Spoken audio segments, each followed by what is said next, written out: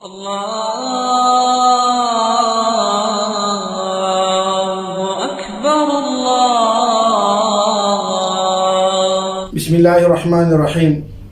غسل کرتے ہیں ساتھ میں وضو بھی ہوگا یا نہیں؟ یعنی ایک شخص نے غسل کیا، وہ باہر آیا، اب یہ باوضو ہے یا باوضو نہیں ہے، اس کا وضو ہے یا نہیں؟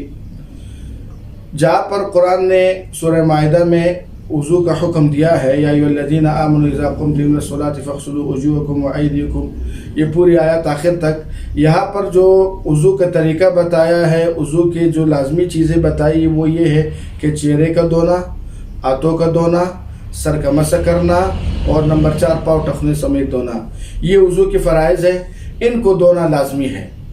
اب یہ جس طریقے سے بھی دھل جائے، ایک آدمی نے غسل کیا تو غسل میں یہ چاروں اعضاء دھل گئے، تو اب جب یہ باہر آیا اس کا وضو ہوگا۔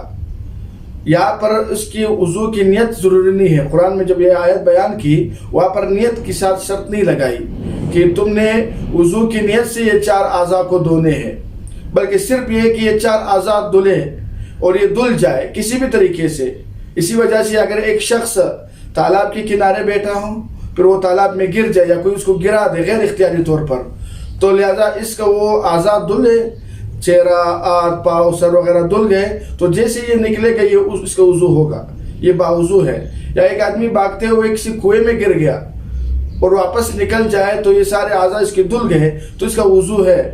کیوں؟ وہ جو قرآن میں جو حکم آیا ہے 4 اعضاء کے دھونے کا، وہ دھل گئے۔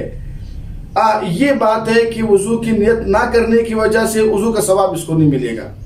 ایک تو وضو کا ثواب نہیں ملے گا، دوسرا وضو کے اندر جو دعائیں پڑھی جاتی ہے یہ سنت ہے، مستحب ہے، پڑھے تو اس سے وضو میں فائدہ ہوگا، وضو کی فضیلت آئے گی اور وضو کا ثواب ملے گا اس سے۔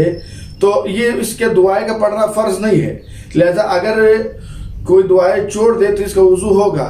لیکن یہ ہے کہ جب آدمی غسل کرے گا اور اس میں بعد میں وضو نہ ہو تو یہ دعاؤں سے محرومی ہوگی، وضو کے جو اپنا ثواب ہے وہ جائے گا، وضو کے بعد جو دعائیں پڑھی جاتی ہے جو اس پر ثواب کے وعدے آئے ہیں ان ثواب سے بھی محروم ہوگا۔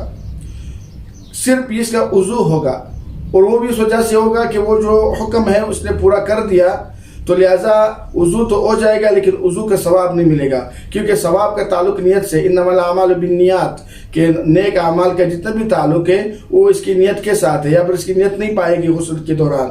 تو خلاصہ یہ ہے کہ وضو تو ہوگا لیکن وضو کا ثواب نہیں ملے گا۔ تو صحیح طریقہ یہ ہے کہ غسل کرنے سے پہلے وضو کر لے، تاکہ وضو کا ثواب بھی ملے، ان دعاؤں کا ثواب بھی ملے، بعد کے جو دعائیں پڑھی جاتی ہے اس کا ثواب بھی ملے، اور پھر اس کے بعد غسل کر لے تو دونوں مقصد اس سے حاصل ہوں گے۔ القارعة ما القارعة وما أدراك ما القارعة